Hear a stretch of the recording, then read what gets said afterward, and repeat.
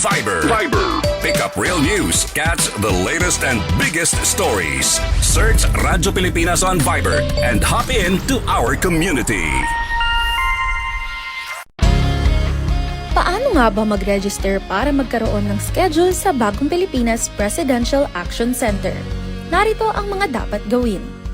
Gamit ang iyong mobile device, pumunta sa eGovPH app. Pwede itong i-download mula sa Apple App Store o sa Google Play Store. Gumawa ng account. Ilagay ang email address, valid mobile number, pagkatapos ay makakatanggap ka ng one-time code sa iyong email. Gamitin ang code sa eGov app para sa verification ng iyong account at ng mga impormasyong ibinigay. Congratulations! Meron ka ng eGovPH app account. Pwede mo na ma-access ang iba't ibang serbisyo ng gobyerno kabilang ang mga serbisyo sa Bagong Pilipinas Presidential Action Center. Sa loob ng maraming taon, libu-libong pamilyang Pilipino ang walang maayos na tirahan. Hirap makakuha ng pabahay. Kung meron man, hindi angkop sa disenteng pamumuhay. Iisa ang pangarap ng bawat pamilya, ang magkaroon ng sariling tahanan. Ang mga pangarap nyo, ang pangarap din ng Pangulo. Kaya agad inilunsad ni Pangulong Ferdinand Marcos Jr. ang Pambansang Pabahay para sa Pilipino Program o 4PH. Hindi lang para magtayo ng mga bahay, kundi para ibalik ang pag-asa at dignidad ng bawat pamilyang Pilipino.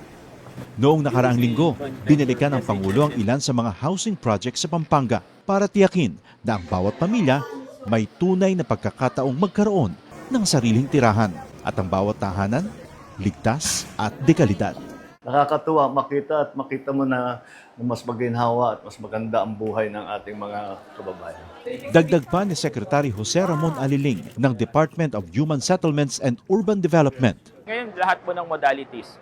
Nandiyan po yung horizontal, house and lot. Ang dignidad ng pamilya ay, lalo na ang Pilipinong pamilya, ay pag nagkaroon siya ng sarili niyang bahay. Kwento ng mga residente, dahil sa mababang interes sa pabahay, naging mas abot kaya ito para sa kanila. Ibinaba kasi ng gobyerno sa 1 to 3% ang subsidized interest rate para sa mga kwalipikadong benepisyaryo ng socialized housing project, aninsunod pa rin sa utos ng Pangulo. Yung mga kulang na bahay ay kagawa natin ng paraan upang lahat ng nangangailangan ng pabahay ay gagawin natin. Sa buong bansa, tuloy-tuloy ang trabaho. Isa-isang inaayos sa mga bagay na magpapagaan sa buhay ng mga Pilipino. Kasama na rito ang disente at sariling tirahan na hindi lang pangarap, kundi tahanang nabubuksan para sa bawat Pilipino. Ito ang Presidential Broadcast Service. Radyo Pilipinas. Radyo Publiko Ng Bagong Pilipinas para sa Bagong Pilipino. Naghahatid ng mahahalagang balita at impormasyon na guugnay ng pamahalaan sa sambayanan.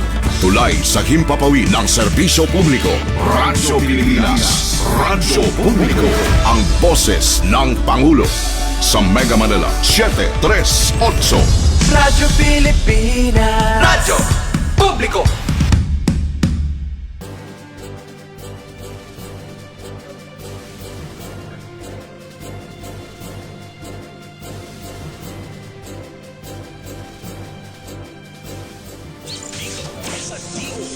Saan bahagi ng pagtagkas. Ang DOST sa radyo. Magandang araw. Ilang paaralan Magandang hapon, Luzon, Visayas at Mindanao. Ako ang inyong kapatid sa Imbabawid, Onin Miranda. Narito na ang programa maghatid ng mga balita at impormasyon tungkol sa siyensya, teknolohiya at inobasyon. Kokonekta sa bawat Pilipino sa mga sulok ng mundo, dala ang mga programa at proyekto ng Department of Science and Technology. Ito ang Radyo Siyensya sa DOST. Konektado ka. Ngayong araw, bago tayo magpatuloy sa mga connect, nais ko lamang pong magpasalamat sa patuloy niyong pagsuporta sa ating programa linggo-linggo.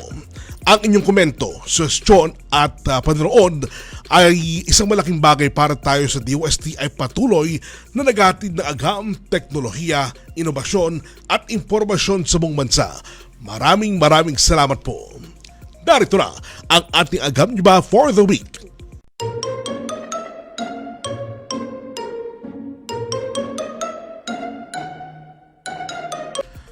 Alam nyo ba na may napakalaking dahilan tayo para magdiwa ngayong araw? Ito'y dahil nais nating magpaabot ng isang malaking pagbati. Lubos na ipinagmamalaki ng DOST ang ating Team Pilipinas, ang ating young scientists at inventors na talagang humakot ng awards at nagpamalas ng kanilang husay sa iba't ibang international STEM Olympiads ngayong Hulyo. Totoo, nasa kabilang antas talaga ang talento at talino ng Pilipino. Nag-uwi po ang ating kumpunan ng mga medalyang gold, silver at bronze medals, pati na rin ang mga honorable mentions sa iba't ibang kategorya, kabilang ang 56th International Physics Olympiad, 58th International Chemistry Olympiad, 67th International Mathematics Olympiad, 37th International Biology Olympiad. Ang inyong pong dedikasyon at tagumpay ay patunay na tunay na world-class talaga ang talino ng mga kabataang Pilipino. Maraming salamat po sa pagbibigay ng dangal at karangalan sa ating bansa. Patuloy lang kayong lumipad ng mataas, ipursue ang passion nyo sa STEM at patuloy na maging inspirasyon sa iba. Saludo kami sa inyo, Team Pilipinas! At para naman lahat tayo makakonek, oras na para alamin ang mga naging kaganapan sa DOST sa linggo nagdaan na pinangunahan po ng straight from the SNT Authority ng bansa, DOST Secretary Renato Yusludum Jr. Noong Lunes po at Martes ay pinangunahan po ng DOST Secretary Renato Yusludum Jr. ang 2026 Artificial Fest na ginanap sa Iloilo. Miyerkules naman, ginanap ang 2026 Sustainability Expo ng DOST at SM Malls. Pinangunahan rin po ni Secretary Solidum ang 2026 Regional Science, Technology and Innovation Week ng National Capital Region na ginanap sa Valenzuela. At ngayong araw naman po ay binisita ni Pangulong Bongbong Marcos ang Regional Yarn Production and Innovation Center ng DOST sa Vintar, Ilocos Norte na pinangunahan po ito ng ating kalihim. Narito naman ang iba pang napapanahong balitagam. Ito ang DOST Report.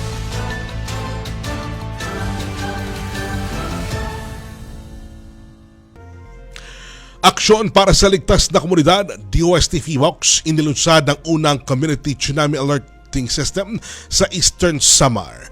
Sa pagtutulungan po ng Department of Science and Technology, Philippine Institute of Volcanology and Seismology o DOST FIVOX at ng Borongan City CDRRMO, opisyal nang inilunsad sa barangay poblasyon ang kauna-unahang Community Tsunami Alerting System or CTAS sa buong Eastern Samar. Dahil nakatapat po sa Pacific Ocean ng Borongan City, malaki ang banta rito ng mga tsunami. Kaya naman nagsagawa ang DOST ng 2-day capacity building program para sa 37 barangays para ituro ang science-based evacuation planning at ang shake, drop, and roar principle. Bukod sa pagbibigay ng mga makabagong simulation tools tulad ng REDAS ETAM at REDAS 2SIM, nag-turnover din ng DOST FIVOX ng high decibel warning siren, tsunami signages at customized evacuation plan. Sa pamamagitan ng inisyatibong ito, muling pinatunayan ng DOST na ang siyensya at teknolohiya ang isa sa pinakamatibay na sandata ng mga Pilipino laban sa sakuna.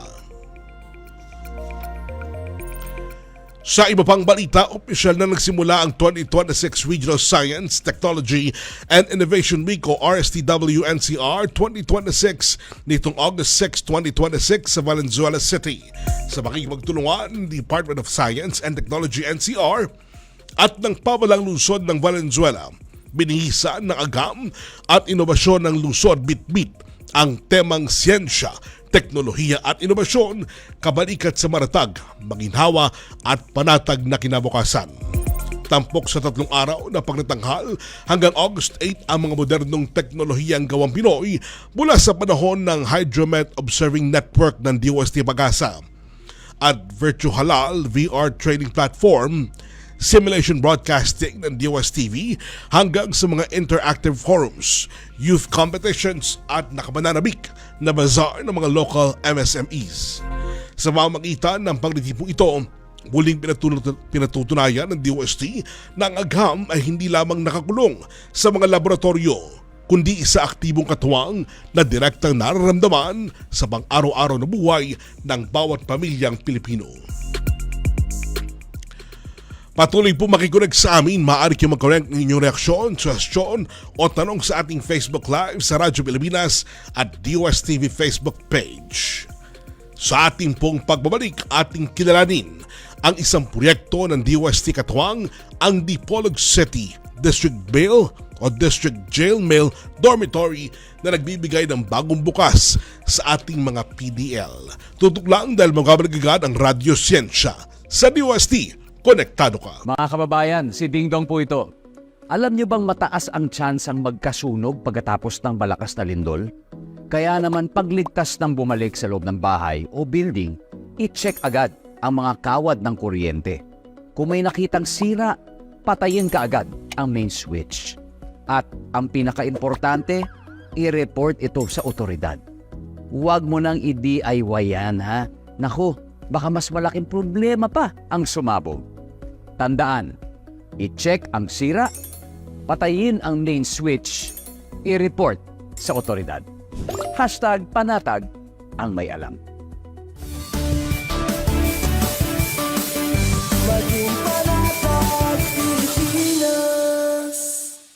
Radyo Pilipinas is on Viber. Viber. One tap and swipe. Nandyan na lahat. Receive credible news and information. Pati mga trending topics at videos. Sure na meron dito niyan. Stay on track with Radyo Pilipinas on Viber. Pick up real news. Catch the latest and biggest stories. Search Radyo Pilipinas on Viber and hop in to our community. Radyo Siyensya sa DOST. Konektado ka dito sa Radyo Pilipinas. Nagbabalik po ang Radyo Siyensya. Bago tayo magpatuloy, nais ko lamang batiin ang ating mga ang ating mga kakonect at DOST Verkada na nakikinig at nakikisa sa atin ngayon sa comment sections. Una po, binabati namin si Resty, Sedraf o Ferdy. Binabati rin namin si Aliana at Roldan. Ayan. Mamaya po sa ating comment section ay mapapakinggan natin ang ating mga kakonect. Samantala, mga kakonect, ito na ang ating kwentong SNT.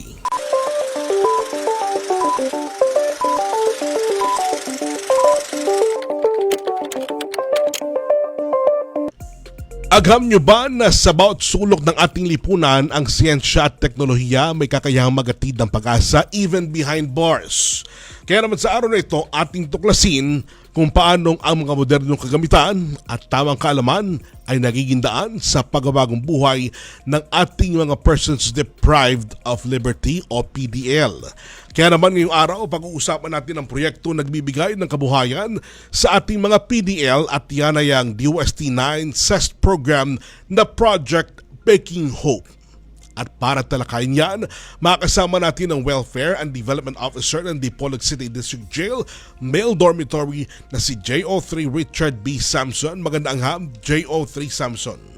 Magandang hapon naman, Sir Onin. Ayan, JO3 Samson, para po sa dagdag kaalaman ng ating mga tagapakinig, ano po ba itong proyekto nating Baking Hope or Helping Our PDLs Earn?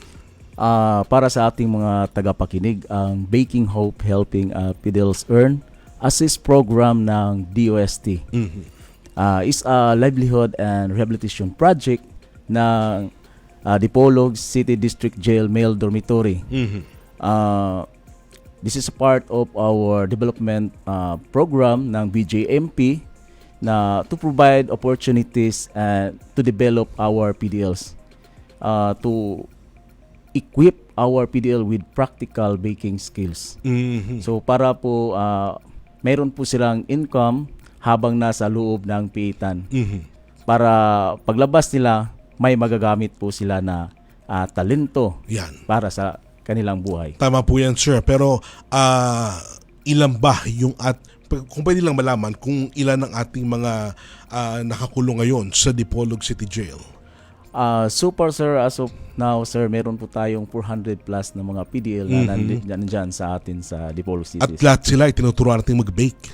Yes, sir. Paano naman ang kanilang pagtanggap doon sa kanilang natutunan na tinuturuan sila mag-bake? Of course, para sa pag-bake nila, sir, sobrang saya nila, sir. Hindi nila inasahan na mayroon palang ganyang programa yung DOST, sir. At gano'n ito katagal, sir?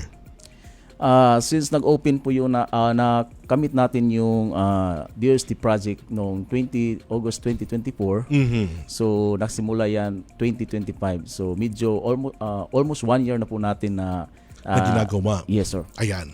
At Geo3 Sampson bilang Welfare and Development Officer, kayo ang nakatutok sa kapakanan at pagbabago ng ating mga PDL. Sa paanong paraan po ba binago ng proyektong Baking Hope ang pang-araw-araw na buhay at pananaw po ng mga PDL ng Dipolog City Jail? So bilang Welfare and Development Officer ng Dipolog City District Jail, sir, malaki po ang pagbabago na aming nakikita sa ating mga PDL.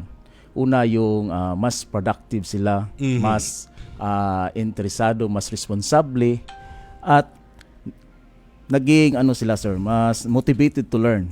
Instead na iniisip nila yung pagkakulong nila, yung kanilang pamilya, yung kanilang kaso, so nagpo-focus sila on learning new skills para sa kanilang sarili for better futures ang ating mga PDL. Tama ho yun kasi everyday sa ginagawa ng mga PDL po natin, halos pa ulit-ulit na lang, sir, di ho ba? Dahil Yes, sir. nakakulong sila, itong bagong proyekto itong Baking Hope ay nakapagbigay ng pag-asa kanila para patuloy na mabuhay kahit Yes, na sir. nakakulong. Di po Yes, ba? sir. Ang Baking Hope nakailalim sa CES program ng DOST-9.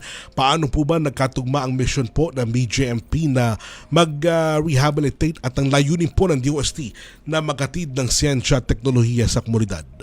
Maganda po yung partnership ng DOST at ng BJMP. Because we share the same vision. The BJMP focuses on rehabilitation and reintegration of our PDL into society, while the DOST provides science and technology that improves lives of our PDL. Then, through the CES program, the mechanized baking equipment na galing ng DOST, so naging mas efficient and effective yung natutunan ng ating mga PDL. Ano po ba yung mga naging reaksyon ng mga PDL natin dyan, sir? Paano nakatulong itong pagkakaroon ng ganitong trabaho para sa kanila? Nang narinig at nakita nila yung proyekto na galing ng DOST, sir, na sobrang saya nila, no? Very excited, sobrang excited sila na maging matuto at proud sila sa mga produkto na gawa nila. Talaga. Ano-ano ba yung mga produkto, sir, na karaniwang binibake ng ating mga PDL? Marami po yung produkto natin na binibake ng ating PDL. Meron po silang sliced bread, meron pong torta, meron pong pandi coco, yung choco German, at yung pinaka-seller namin yung toasted, sir. Toasted? Yes, sir. Toasted ano yun? Parang matitigas na tinapay, sir. Ayun. Ang dami pa namang mga palaman dyan Yes, sir. sa Zamboanga del Norte. Kasi nakapunta na ako dyan, nakarating na ako dyan. Talaga naman pong iba't ibang klase ng mga palaman na naandyan. Di ba may mga sardinas pa kayo Yes, na dyan mismo ginagawa? Ay, naku, napakasarap. But anyway, sir, bukod po sa mga pagbibig, sumailalim din po ang mga PDL at BJMP personnel sa Basic Life Support o BLS training. At yung paggamit ng dual drum composter para sa basura bilang welfare officer. Bakit nga ba mahalagang hindi lang livelihood ang naibibigay po sa kanila, kundi pati na rin kaalaman sa kaligtasan at kalikasan? We believe, sir, that rehabilitation should be holistic. O hindi lang po sapat na livelihood skills lang po ang ating ibigay ng ating PDL. Dapat din po silang matuto ng life-saving skills tulad ng basic life support. Kasi kunwari kung may emergency sa kanilang silda, so mayroong agad makapagbigay ng unang lunas ng kapwa nila PDL kung saan nangangailangan ng lunas, sir. Tama po yun. At nasa hindi na sila, kumbaga ay kailangan pa kumuha ng mga tao para magligtas. Yes, sir. Kundi sila mismo. Sila mismo. Para sa sarili ng paraan at sa diskarte na ibinigay ng DOST, matutunan nila yan. Yes, sir. Ayan. Meron po ba kayong isang particular na kwento ng transformation? For example po, isang PDL na nakitaan nyo ng matinding pagbabago na ugali o pananaw mula na magsimula ang proyekto ito? Meron po sir. Meron po tayong maraming PDL dyan na nung una pagdating nila sa jail ay parang tahimik, ayaw na mag-participate ng mga activity natin sa jail. Pero nang nasali natin siya sa Baking Hope, unti-unti silang nakarecover sa kanang sarili. So medyo naano yung kanyang kumpiyansa sa sarili at sumasali sa mga activity at ngayon siya na po yung taga-taguyod ng ating bakery sa jail, sir. Ayan. Bukod po sa bakery, meron po ba ibang gawain ng ating mga PDL dyan? Meron po, sir. Marami pa po, sir. Ano yun? Meron pong nagawa sa jail ng rug making. Meron po yung dual drum composter. Meron Ayan, po yung sir. dual drum na binabanggit natin kanina. Yes, sir. Yung dual drum composter, sir, tinuturuan natin yung mga PDL na gumamit ng organic fertilizer. So, meron tayong gulayan sa piitan. Yung mga gulayan natin sa piitan, yun po yung ginagamit natin na pang-fertilize na ng mga tanim natin sa jail. Ayan ang patunay na meron ko yung mga taniman dyan sa jail. Yes, sir. At mismong mga PDL ang nag-aalaga. Yes, sir. Para lumago at syempre, pagbigay pagkain na rin sa kanila. Yes, sir. Sa mga panahon ng pangangailangan. JO3 Samson, ano po ba ang inyong mensahe sa publiko at sa iba pang mga ahensyang gobyerno tungkol po dito sa kalagahan ng pag-ibigay ng pangalawang pagkakataon sa ating mga PDL sa tulong ng tamang teknolohiya? Sa ating publiko, sa ating mga private individuals, sa ating mga private sectors, sa ating mga listeners online at saka online listeners and viewers, sana po ay patuloy nating suportahan ang programa ng Bureau of Jail Management and Penology. Dahil our PDL makes mistakes but they are willing to change. So ang pagbibigay ng second chance ay pagbibigay din ng pag-asa at ligtas na lipunan. Alright. At this point in time, kamusta yung ating mga nakakulong dyan sa Dipolog? Ngayon sir, sa Dipolog sir, napakaganda yung natin sir, yung facility natin sir, lalo-lalo na yung aming warden sir na sa very energetic sir. Halos lahat ng mga hinaing ng ating PDL binibigay talaga ng ating warden sir. Ayan. Baka gusto niyong batiin ang ating mga nakikinig, lalong-lalo na dyan sa loob ng Dipolog City Jail. Una-una sir, magpasalamat kami sa Panginoon sa tagumpay na ito ng proyekto na galing sa DOST sir. Taos puso po naming pagpasalamat sa Department of Science and Technology sa CES program sa pangunguna ni DOST Secretary Renato U. Solidom sir at sa kanyang Regional Director si Ma'am Rosemary S. Salazar, Provincial Director Nouman Aljani, kay Sir Mark, kay Sir Aquino at kay Ma'am Cheryl at sa buong staff ng DOST 9, maraming salamat po sa inyong buong suporta sa amin. Ayan. At sa lahat ng ating mga partner agencies, maraming salamat po. So inasahan po namin ang mas maraming kolaborasyon sa hinaharap. We can transform lives through education, livelihood, and technology. So maraming salamat po sa pagkataong ito na maibahagi namin ang Baking Hope, helping PDLs earn. Naniwala po kami na every PDL deserves a second chance, learn, and become productive member of our society. Ang pamilya po ninyo, baka gusto nyo batiin? Yes sir. Sa aking pamilya dyan sa Mindanao, Bart, salamat sa iyong suporta. Sa aming sir, pwede ba sa aming hanay sir? Pwede sir. Binabati ko naman yung hanay namin sa Bureau of Jail Management and Penology na sa pangunguna ni Jail Director Efren A. Neminyo, Chief BJMP, sa aming Active and Supportive Regional Director Amado A. Concepcion Jr. at sa aming very energetic Warden Jonathan N. Arwangsa sir, at sa buong hanay ng Dipolog City District Jail, sa Admin 1, Admin 2, kay Sir Ganson, kay Charity, sa Team Custodial Escort, at sa lahat ng mga sa ating publiko, sa ating mga tagapakinig, online viewers and listeners. Magandang hapon po sa inyong lahat. Salamat sa inyong suporta sa pagpunta namin dito. JO3 Samson, maraming salamat ha. Pero maihabol ko lang po itong tanong na to. Ilan po bang PDL ang nagpapatakbo staff na gumagawa sa ating Project Hope? Ang sa atin sir, ang mga PDL, ang mga staff na nagpatakbo sa ating mga PDL, lalo-lalo sa Baking Hope, is yung welfare and development section. So kibali 7 po sila lahat. So may isang chief sa kanila, tapos yung 6 mayroong iba't ibang designation. At araw-araw sila nagtitinda. Yes sir. Ayan, alright. Maraming salamat, JO3 Richard Samson, ang Welfare and Development Officer ng Dipolog City Jail Male Dormitory. Samantala maraming salamat sir. Samantala mga Huneg, maaari kayong magkomento ng inyong reaksyon, suwestyon o tanong sa ating Facebook Live sa Radyo Pilipinas at USTV Facebook page.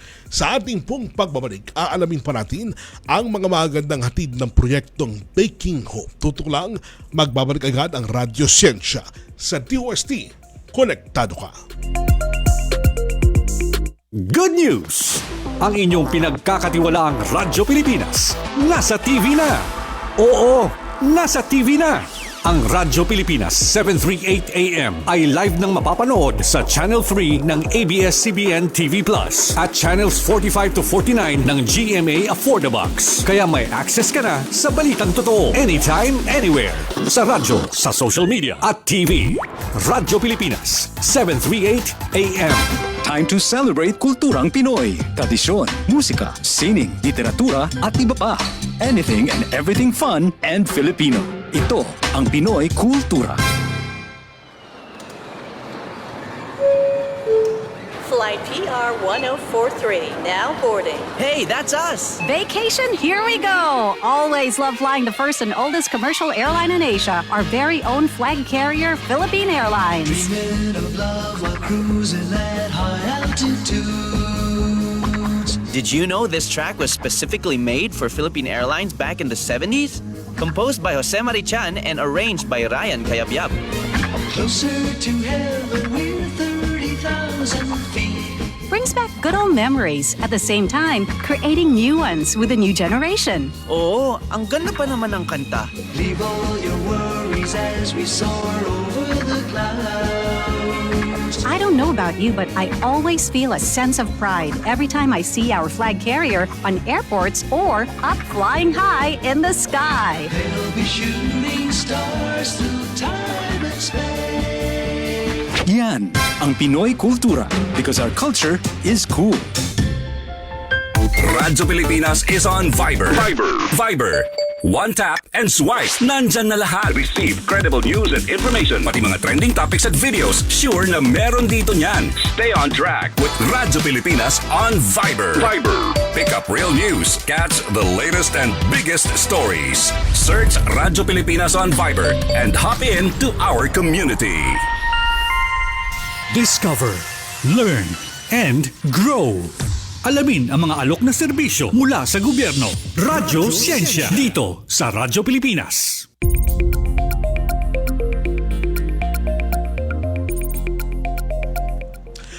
Nagbabalik po ang Radyo Siyensya sa DOST. Konektado ka. At para naman po mas maunawaan ang tunay na kwento ng pagbabago at pag-asa behind bars sa Dipolog City District Jail, makakasama natin ang tao sa likod ng kanilang livelihood program. Aalamin natin ang mismong ground operations ng ating livelihood programs sa Dipolog City at kung paano nga ba nagbagong sistema ng produksyon at buhay ng ating mga PDL dahil sa DOST 9 SES program na hindi lang sila may pinagkakabalahan kundi may natututunang kasanayan. Kaya naman kasama natin ngayon ang livelihood officer ng Dipolog City District Jail Male Dormitory na si JO2 Glynis Gay D. Sumabat. Magandang gampo, JO2 Sumabat. Magandang hapon po, sir, at sa ating mga tagapakinig, magandang hapon. Ayan. Ma'am JO2 Sumabat, bago po pumasok ang DOST 9 SES program sa pamagitan ng mechanized bakery equipment, paano ba ginagawa ng mga PDL? Paano ginagawa ng mga PDL yung pagbibake? At gaano kalaki yung naging upgrade ng maging modernisado ang ating behind bars bakery noong August 2024? Bago po dumating yung DOST program, ang aming jail or ang ating mga PDL ay sumailalim sa TESDA training, which is Bread Pastry in situ. As a livelihood officer po, ako po ang inatasan na gawa ng panibagong livelihood program. So, kami po ay meron kaming fried bread lang ang binibenta namin, kaya mas limitado ang aming mga benta. Kaya noong 2024 ng August, pinakaloob sa amin ng DOST ang 800,000 pesos na pambili po ng mga bagong modernong bakery equipment. Kaya mas lalo itong mabilis at mas ligtas at mas di kalidad ang aming mga produkto. Kaya malaki po ang pasalamat namin sa DOST kasi mas nahasa ang aming mga PDL sa inyong binibigay ng mga modernong kagamitan. Ayan, tama-tama po ma'am, nababanggit yung mga modernong kagamitan at dahil dyan nagagawa nila iba't ibang flavors, Yes po, iba't sir. ibang luto, Yes po, sir. pagbe-bake ng mga produktong tinapay. Tama po ba yun ma'am? Yes po, sir. Madami po kami mga produkto na inibenta namin sa loob ng jail. Ano nga ba yun ulit ma'am para na sa ganun maalala ng ating mga kaubayan ay yung binibenta mula dyan sa kulungan ng PDL? Ang binibenta po namin mga bread is cocoa bread, monggo, torta. Torta ma'am? Di Cebu, katulad ng di Cebu. Okay. At saka yung mga German choco na mas patok din doon sa amin. Ayun. Kaya mga kaibigan, ang patunay na talaga po napakaganda ng proyekto na gawa po ng DOST dyan po sa DOST Region 9 SES program para po sa ating mga PDL. Ma'am, kamusta po ang pagtanggap ng ating mga PDL? Gaano po kabilis na natutunan ng ating mga baking team na hawakan at gamitin ang mga modernong production tools na ito? Sa simula po, yung mga PDL natin ay may halong pangamba. At saka meron din silang excitement kasi first time lang po nila nakahawak at nakakita ng mga modernong kagamitan. Kaya sa gabay ng aming sa Welfare and Development Section, pinagtulungan namin na basahin ang user manual para mabilis itong matutunan ng aming mga PDL para sa operasyon nila sa pagluluto ng ng tinapay. Ayun. Kaya gusto din ipaabot ng mga PDL natin na salamat talaga sa DOST kasi binigyan sila ng bagong buhay at bagong pag-asa. Ayun. Kaya na nilang ibida sa kanilang pamilya at sa komunidad. Tama po. At napakasarap po ng tinapay mula po sa kulungan na yan sa Dipolog City. Ang tinapay ba ma'am mula sa Behind Bars Bakery para lang sa loob ng pasilidad o ibinibenta rin ito sa labas? At paano ito binibenta ma'am sa labas? Actually po, ang ating product sa bread and sa bakery is nakaabot na po sa iba't ibang barangay ng Dipolog City. For example, yung DepEd, ating mga agencies, doon kami nag-put up ng mga products like toasted bread na pwede din nilang i-consignment lang po nila kasi yun lang kasi ang patok natin doon, consignment. So, kung ano yung nabenta, yun lang din ang babayaran. So, madami na tayong natutulungan na mga maliliit na tindahan.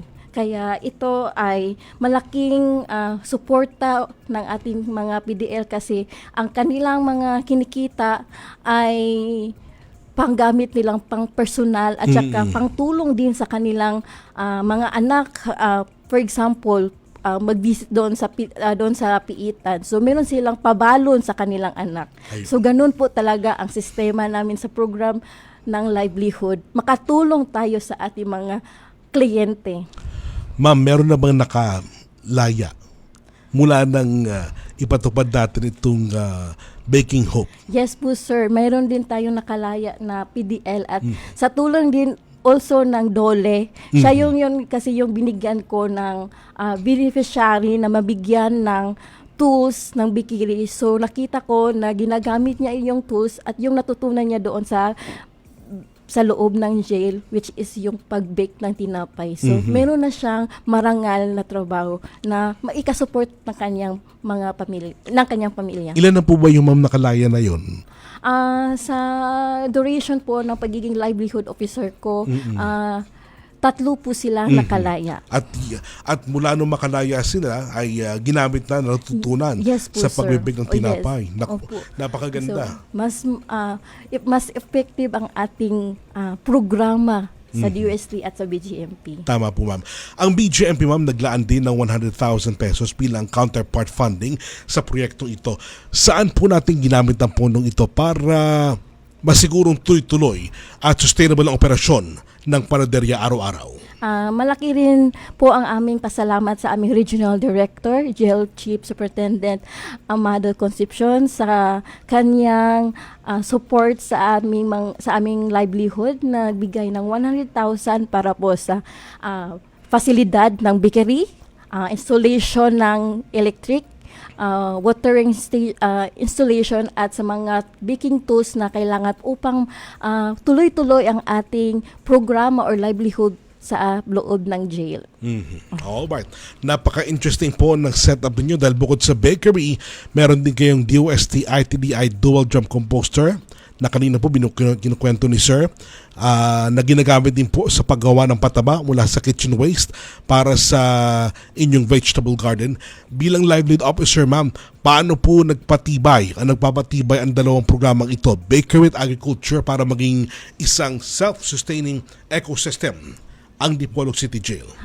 Lubos din kami nagpapasalamat sa DOST kasi hindi lang isa yung binigay na livelihood program, kundi binigyan din kami ng dual drum composter. Ito ay organic fertilizer na pwede namin magpuproduce ng organic para sa aming mga taniman. Ito ay galing sa mga waste sa jail kitchen at sa biodegradable sa bakery. Kaya ito po din ay nakabigay tayo ng livelihood sa mga gardener namin kasi yung mga sariwang mga gulay, mga sustansyang gulay, ibenta po din nila sa mga jail officers, sa PDL nila. Ayun. Matanong ko lang, before dumating ang DOST sa Dipolog City, particular sa Dipolog City Jail Male Dormitory, anong paraan or paano sila tinutulungan ng kayo, tulad nyo, na para sa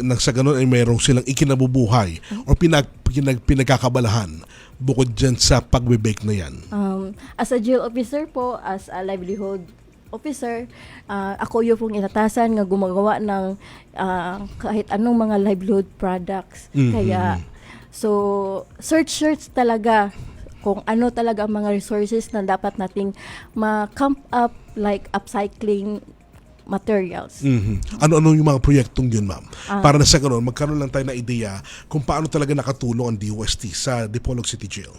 Malaking tulong po yung DOST sa amin kasi lahat ng mga bagay sa Dipolog City Jail Mare Dormitory, ang ating mga PDL ay nakaroon na sila ng earning ng pera, ng sariling income sa kanilang sarili. Alright. Ma'am, paglaya po ng ating mga PDL, iba na ang labanan sa labas dahil po competitive ang industriya ng pag-bake. Sa tingin po ba ninyo, sapat ang karanasan nila sa paghawak po ng commercial grade mechanized equipment ng DOST para makasabay sila o kaya magtayo ng sariling negosyo balang araw? Yes po, sir. As a livelihood officer po, sir, ako yung nakatutok sa kanila kung equip ba sila na makaroon ng sariling negosyo. So, na-assist ko sila na kayang-kaya nila na makaroon ng sariling negosyo. Kaya, dahil sa inyo, sa DOST, kayo ang tulay sa kanilang pangarap na maabot ito. At meron silang marangal na trabaho para wala po judgment. Ayan. Tama po yun, ma'am. Matanong ko lang po sa inyo, ano bang mga proyekto pa bukod dito sa Baking Hope ang nasa linya na ng isipan po ninyo para na sa ganun mailatag po at matulungan ang ating mga PDL? Sa amin po is meron po kaming target water station po kasi sagana po kami sa tubig doon sa jail. So, instead po, nabibili po kami ng purified water sa labas. So, we can also have our own purified water na pwede din siyang i-livelihood sa mga PDL. Tama at po. sa mga at sa kaming mga kapitbahay. At alam nyo ba, ma'am, dyan sa pamamaraan na yan, meron ding mga ibang proyekto ang Department of Science and Technology kung paano sila makakatulong Yes. sa mga tulad po ng mga PDL po natin. Yes po, sir. Ayan. Ma'am, baka meron pa kayong gustong batiin, mensahe sa ating mga lokal na negosyo komunidad sa Dipolog City na tangkilikin ng mga produkto ng PDL. Inayahan po namin ang lahat na suportahan at tangkilikin ang produkto ng aming bars behind bakery. Maraming salamat po sa DOST sa pagbibigay ng oportunidad at suporta sa programang ito. Sa bawat pagbili ninyo, natutulungan ninyo ang aming mga PDL na makaroon ng pagbagong pag-asa, matuto na maghanap buhay at makapaghanda sa kanilang pagbalik sa kanilang pamilya at sa komunidad na may kasanayan at may pag-asa. Ayan. Baka ma'am gusto niyo pong batiin ng inyong po mga kasama dyan po sa Dipolog City. Maraming salamat. At sa kabuuan po ng Zamboanga del Norte, ma'am. Yes po, sir. Maraming salamat po sa Department of Science and Technology, DOST R9 staff, lalo na po sa aming BGMP National Headquarters at sa BGMP Region 9 sa pangunguna ni Jail Chief Superintendent Amado Concepcion, sa aming City District Warden, Jail Chief Inspector Jonathan N. Arwangsa, sa buong hanay ng mga personnel sa Dipolog City Jail, Male Dormitory at sa lokal ng pamalaan ng lungsod ng Dipolog sa kanilang pagpatuloy ng suporta sa aming livelihood products. So maraming salamat din po sa lahat ng suporta at tumatangkilik sa aming mga produkto at sa inyong tiwala at suporta na binibigay sa ng pag-asa at pagbagong pagkakataon ng aming mga PDL. Salamat po. Ayan. Ang inyong pamilya, ma'am, mga nakikinig din sa oras na ito. Batiin nyo na. Hello po sa aking asawa, Geotri Sumabat, at sa aking anak, Elor Glide. Wait lang kay mama. Sino ba, ma'am? At sa aking mga magulang dyan sa Zamboanga del Sur, sa Dumalinaw, Papang Wilpur at Mamang Bibilin. Ayan. Alright. Ma'am, maraming pong salamat. JO2 Glynis Gay D. Sumabat, ang livelihood officer ng Dipolog City District Jail Male Dormitory. Baka meron pa kayong gustong sabihin, paalala, pahabol ng mga pananaligta para sa ating po mga PDL dyan po sa Dipolog City Jail Male Dormitory. Sa aking mga co-workers na PDL, salamat sa inyong suporta. Malingkamot ta para sa inyo. Ayan. Maraming salamat po, JO2 Glynis Gay Sumabat. Samantala, kamusta naman natin ang ating mga online viewers? Nais naming batiin ang ating mga tagsubaybay na nakikisa sa atin ngayon sa ating comment sections. Binabati namin si Dan Carsten, Julius Valesa, Harvey Fernandez, Christ Beloro, Kezay Rapas, Mariel Agot, Cheryl Barrera, Mark Kachin, Japet Sipaypa, Rick Kaya Yabut. Maraming salamat po sa inyong patuloy na pagsubaybay. Samantala, oras na para ating alamin kung ano pa ang makaganapan ng ating DOST Secretary, Dr. Renato Saludum Jr. sa mga susunod na araw. Sa Martes po, gaganapin ang 13th Annual Meeting of ASEAN Network of Regulatory Bodies on Atomic Energy. Sa Martes din po ang 3rd Agri-Aqua Innovation Pitch Fest na pangunahan ng DOST Philippine Council for Agriculture, Aquatic and Natural Resources Research and Development. Sa susunod na linggo ay gaganapin ang 2026 Regional Science, Technology and Innovation Center ng Zamboanga Peninsula. Karagdagan anunsyo mga kaibigan, mga Connect, heads up po ng ating mga future scholars. Pangarap mo bang maging DOST Scholar? This is your chance dahil officially open na po ang applications for the 2027 DOST SEI Undergraduate Scholarships ngayong August 17, 2026. Open ito para sa lahat ng grade 12 STEM students graduating the school year 2026-2027. Pati na rin sa non-STEM students basta't kasama sa top 5% ng inyong graduating class. Pwede rin mag-apply ang previous grade 12 graduates na hindi pa nakapag-enroll sa college provided na ma-meet nyo ang same STEM, non-STEM requirements. So ano pang hinihintay nyo? Prepare your requirements and take that first big step toward becoming a DOST SEI Scholar. For the complete qualifications, application procedures, and downloadable forms, bisitahin lang ang www.sciencescholarships.ph. Mga kunek, yan po ang naging kabuuan ng ating pong programa. Muli niyo po kami samahan sa susunod na Biyernes, alas 3 hanggang alas 4 ng hapon dito sa Radyo Pilipinas. Sabay niyo mapanood sa TV Plus Channel 3 at the For the Box Channels 45 to 49. At mapapakinggan rin sa 104.3 FM. Mapanood nyo rin kami sa live streaming sa Radyo Pilipinas at DOSTV social media pages. Muli po para sa Agam Daramdam. Ako inyong kapatid sa Impapawid, Onin Miranda. Patuloy na mag-aatid ng kaalaman at serbisyo para sa bawat Pilipino. Ito ang Radyo Siyensya sa DOST. Konektado ka.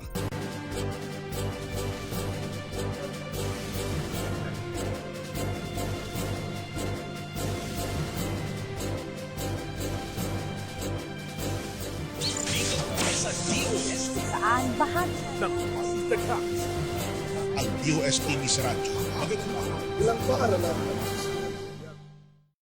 Agri.